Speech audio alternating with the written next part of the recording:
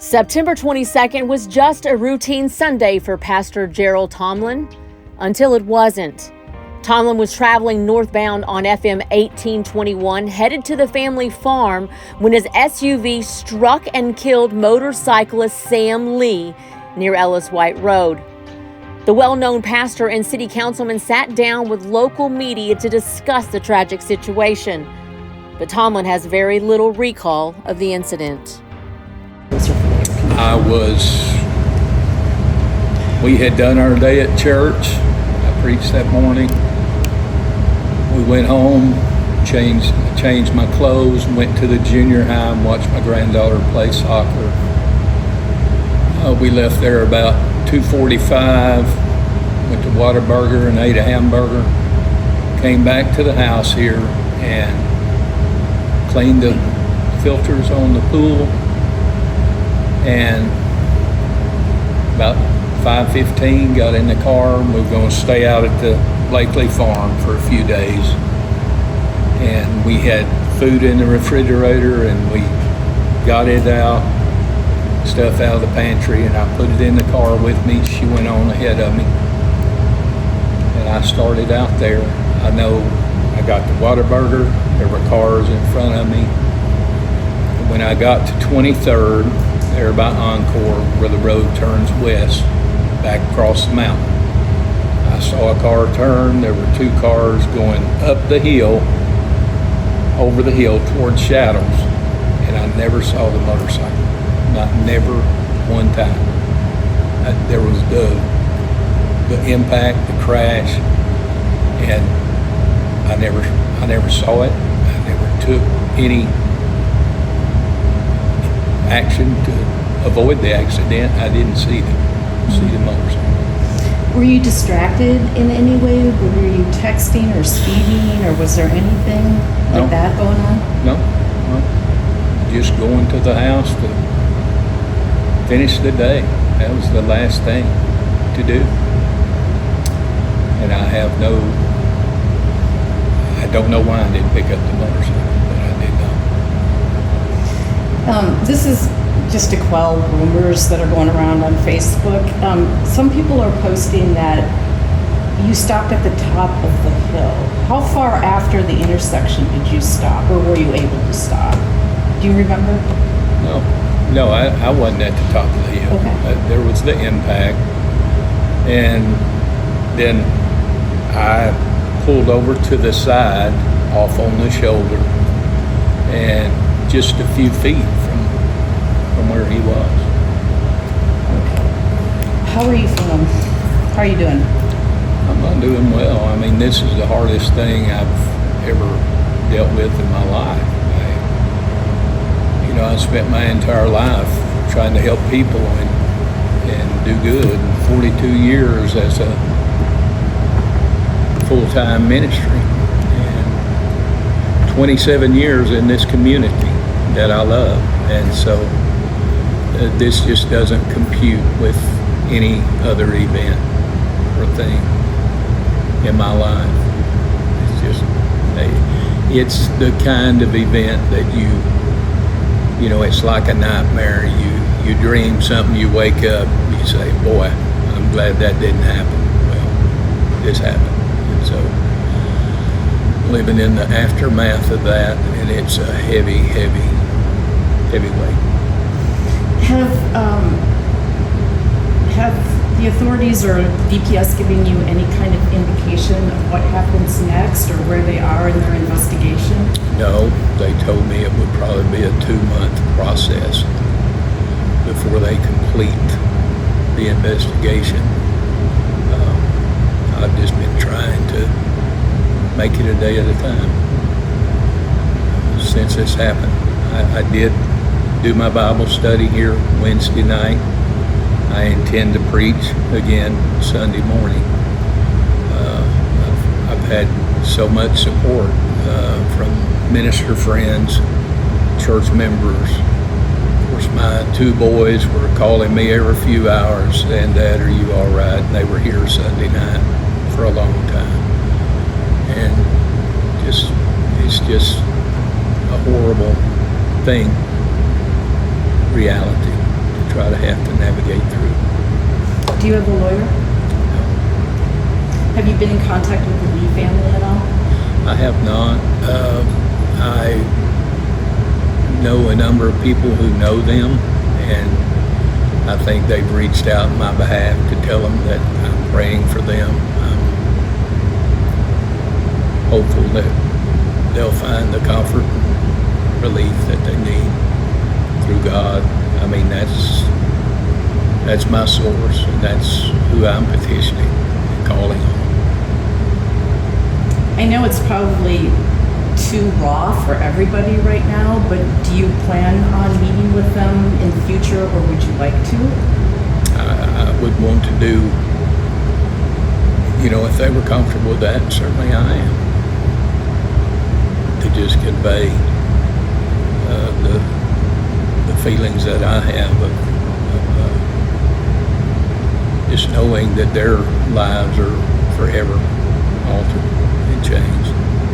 And I understand that, and I know my life's not going to be the same either because of this singular event. How has this impacted your family?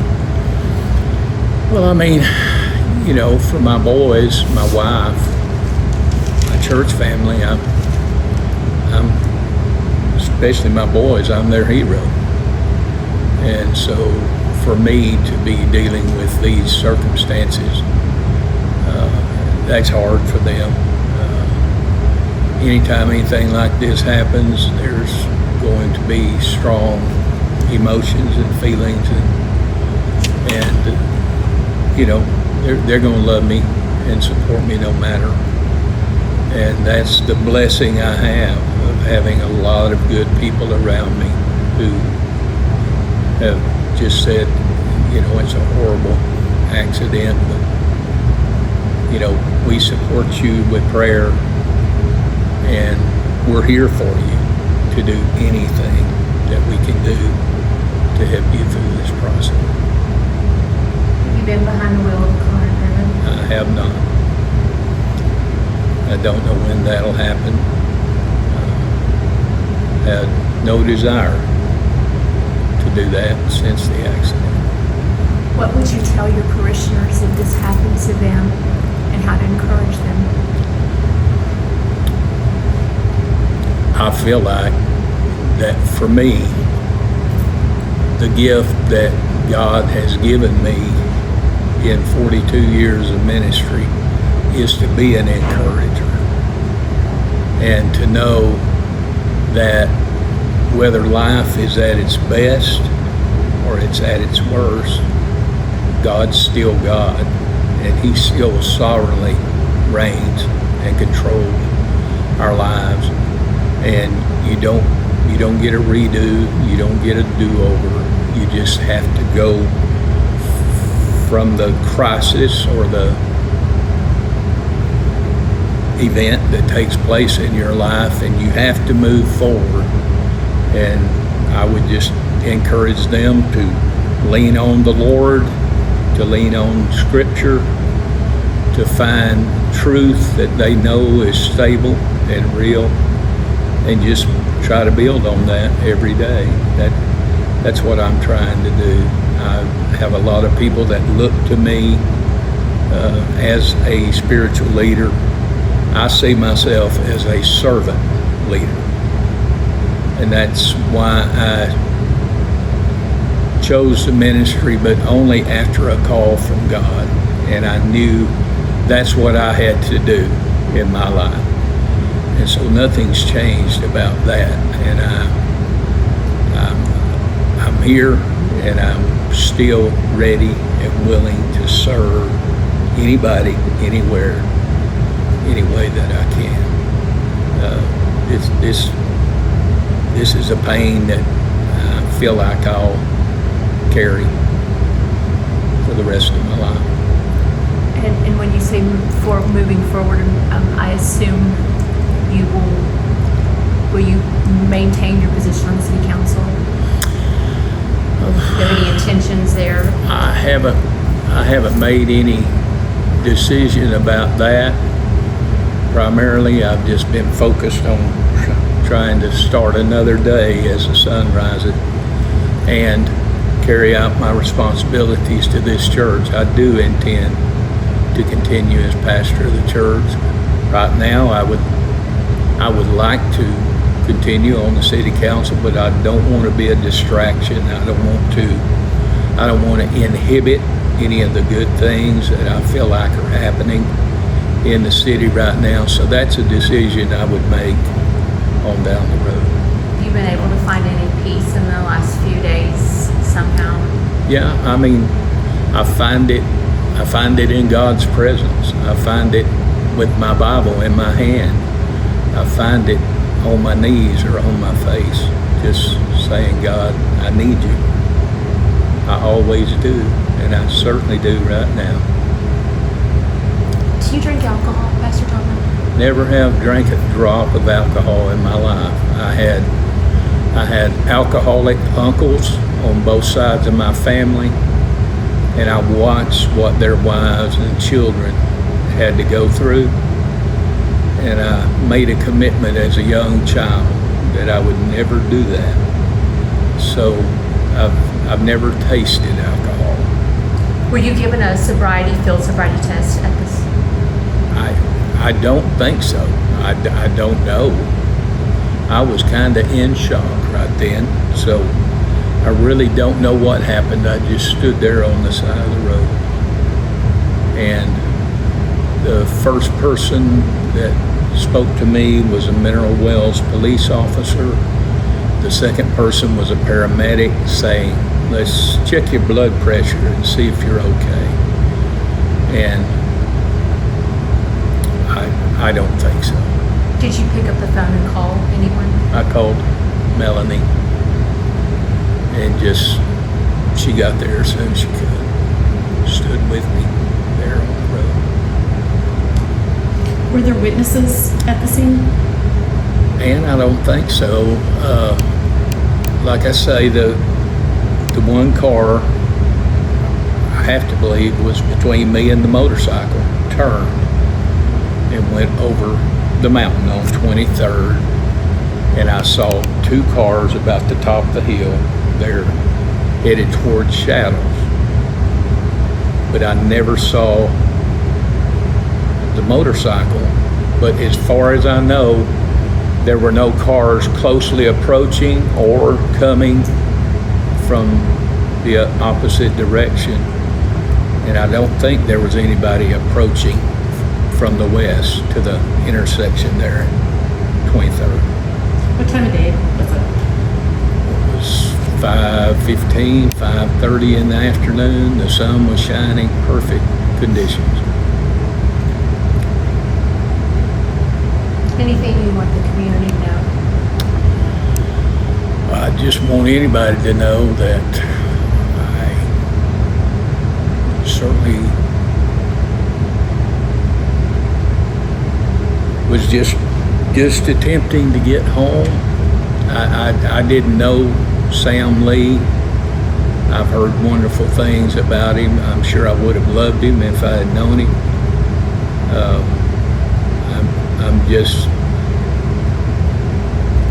I was not at my midweek service the Wednesday after. I was not here last Sunday.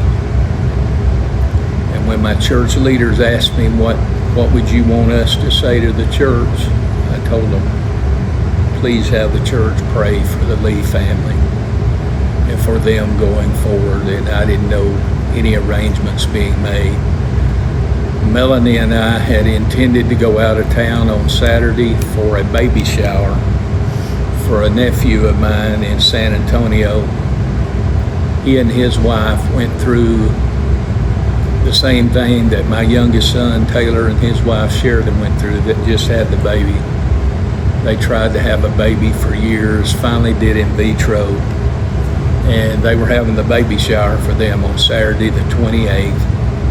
And we had that on our calendar to go, because when they got married, my wife was sick and I didn't get to go to the funeral, to the wedding.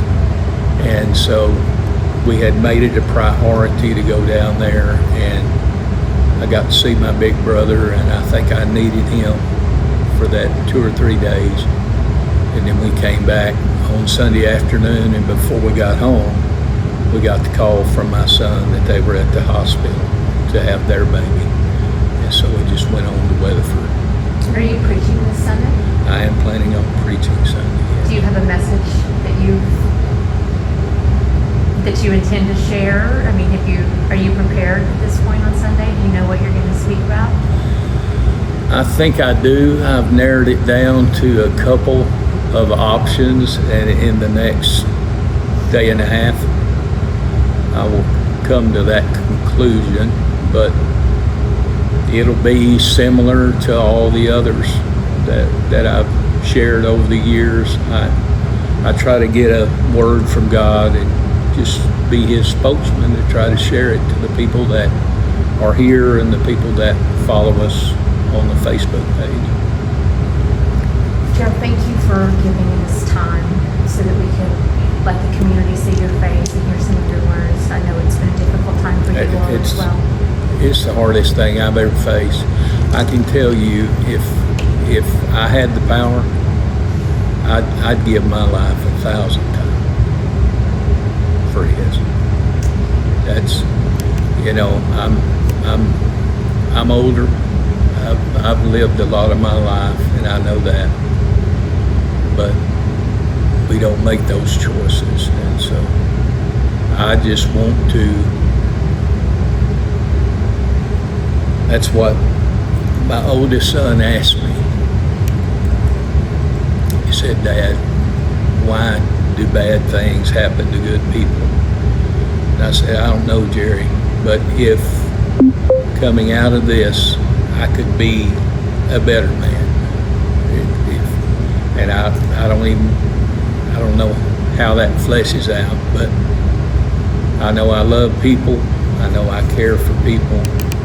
And this reality is the most painful thing that I've faced in my life. I lost my parents bracketing Christmas in 2017.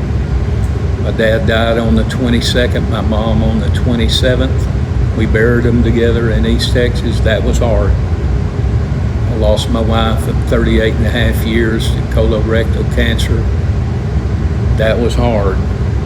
This is a heavy burden, and my heart goes out to everybody affected, everybody involved. Really, our entire city is affected by this, and I'm just asking God to somehow help us go forward and be productive.